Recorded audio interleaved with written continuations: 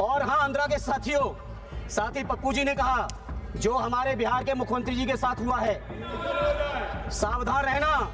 उधर जो कोई भी गया है, साइकिल वालों इधर आ जाओ। उधर जो कोई भी गया उसका बुरा हाल हुआ है। बैठे हैं हमारे शिंदे साहब भी बैठे हैं, नीतीश जी की भी पार्टी के लोग बैठे हैं। आंध्रा के लोगों, आप लोग अलर्ट रहना। केंद्र के मंत्रियों से कहेंगे केवल बैसाखी लेके विशेष राज्य की भाषण न दो। बिहार के लोगों के साथ भी यही किया आपने। आज तक विशेष राज्य नहीं बना पप्पू भाई आपका बिहार, लेकिन नीतीश जी को झांसे में लेके विशेष राज्य का दर्जा देके जो बिहार के साथ किया, आंध्रा के साथ भी अभी तक विशेष राज्य। जब राज्य छोटे हो जाते हैं तो कटोरा लेके केंद्र के सामने उन्हें खड़ा होना पड़ता है। कभी वो अपने दम पर राज्य का विकास नहीं कर पाते। जैसा आंध्रा के लोग चर्चा कर रहे हैं, राजधानी गठित करने के लिए कटोरा लेके केंद्र सरकार के सामने खड़े। उत्तराखंड के लोगों का विकास कैसे होता है? इसी महीने, मार्च के महीने में जो कंपनी 2025 में बनी, जिस कंपनी की नेटवर्थ केवल 50 लाख है, उत्तर प्रदेश के अंदर 25,000 करोड़ का एमओयू यूपी की सरकार ने साइन किया है।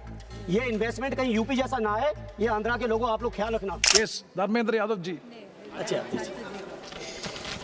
बहुत बहुत धन्यवाद सभापति जी। सभापति जी, आज सदन में अचानक ही आया आंध्र प्रदेश पुनर्गठन संशोधन विधेयक 2026।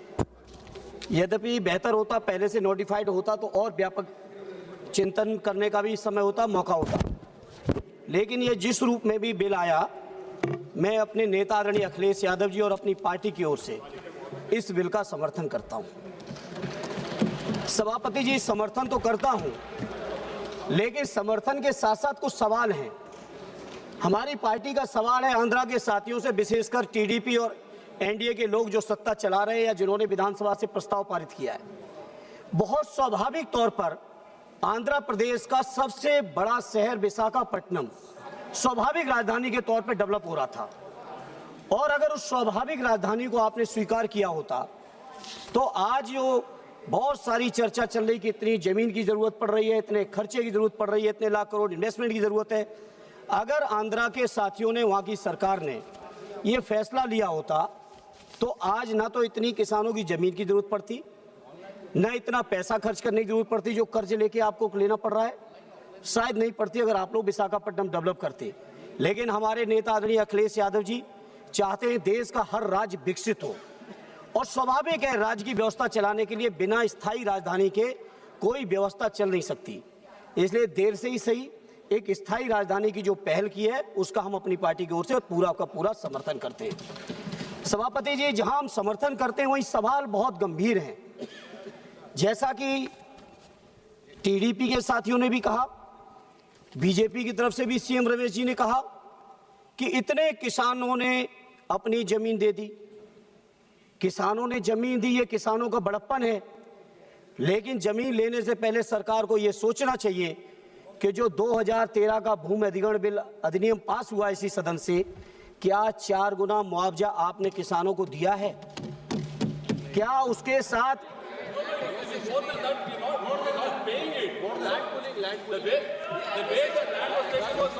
मुआवजा दिया? एक अगर दिया अच्छी बात है, हम आंध्रा के किसानों के हितों की बात कर रहे हैं। मुआवजा किसानों को पूरा मिले, उसके साथ साथ जो रहने की जो कंडीशन है प्लॉट मिलने की वो पूरा मिले। ये हमारी लैंड पुलिंग तो बड़े लोग करते हैं, किसानों को क्या मिल जाएगा हम भी जानते हैं।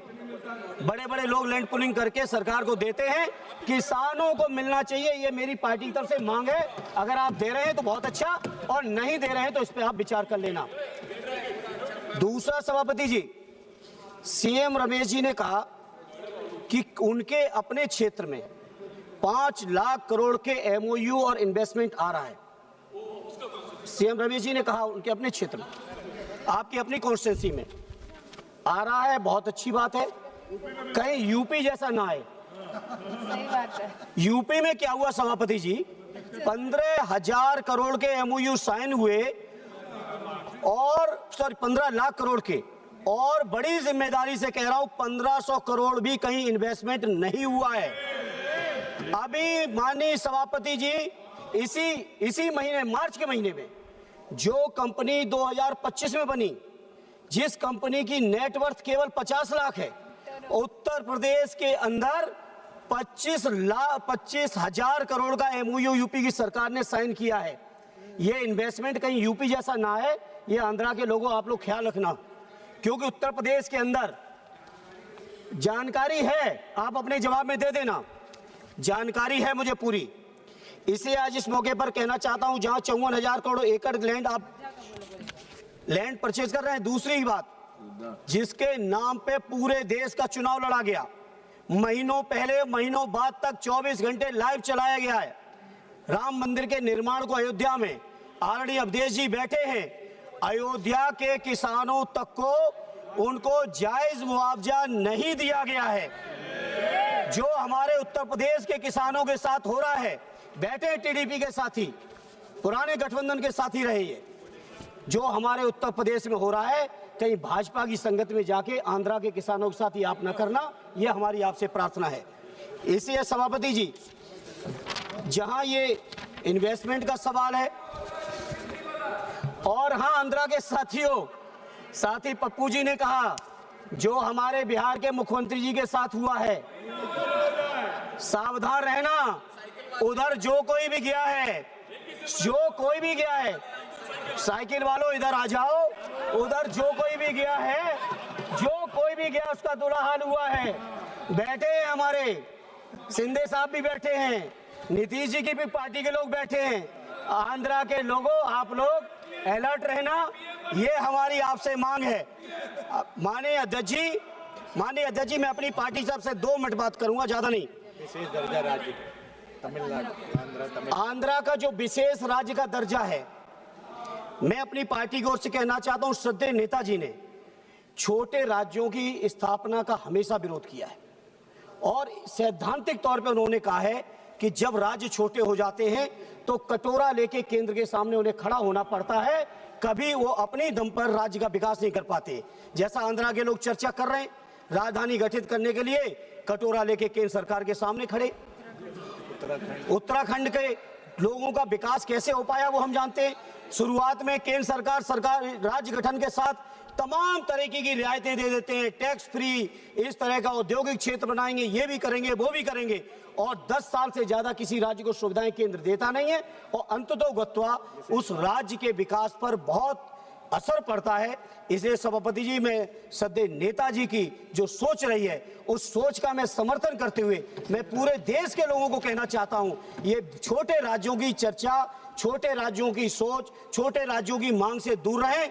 जितना राज्य बड़ा होगा, जितना संसाधन होंगे, जितना उनके पास मैन पावर से लेके तमाम चीजें होंगी, उतना ही राज्य आत्मनिर्भर होगा, केंद्र पर उसकी निर्भरता कम से कम होगी। इसलिए आज चूंकि आंध्रा के लोगों की मांग है, और ये हमारे पुराने सहयोगी रहे, और हमें उम्मीद है इसी 18वीं लोकसभा में फिर से एक बार हमारे सहयोगी बनेंगे, और इसलिए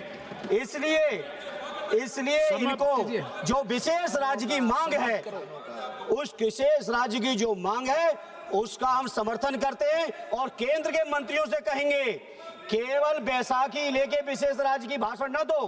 बिहार के लोगों के साथ भी यही किया आपने, आज तक विशेष राज्य नहीं बना पप्पू भाई आपका बिहार, लेकिन नीतीश जी को झांसे में लेके विशेष राज्य का दर्जा देके जो बिहार के साथ किया, आंध्रा के साथ भी अभी तक विशेष राज्य का दर्जा नहीं है। इसलिए इस भाषण के माध्यम से, इस वक्तव्य के माध्यम से देश के सभी दलों से कहना चाहता हूं, भारतीय जनता पार्टी के झांसे में ना आइए, और जो किसानों की जो जमीनें गई हैं उनका भरपूर मुआवजा दीजिए। जहां अगर राज्य और राजधानी का कहीं आप लाभ की बात कर रहे हो, चर्चा कर रहे हो, तो उस लाभ का अगर कोई सबसे पहला हकदार है, किसी का हक है, तो वो किसानों का है, आंध्रा के। इसलिए आंध्रा के किसानों को भरपूर सुविधाएं दो, ये हमारी आपसे अपील है। एक बार फिर अपनी पार्टी और अपने नेता आदरणीय अखिलेश जी की ओर से इस बिल का आंध्रा की जनता के हित में, आंध्रा के लोगों की तरक्की के लिए मैं पुरजोर समर्थन करता हूं। बहुत बहुत धन्यवाद। धन्यवाद।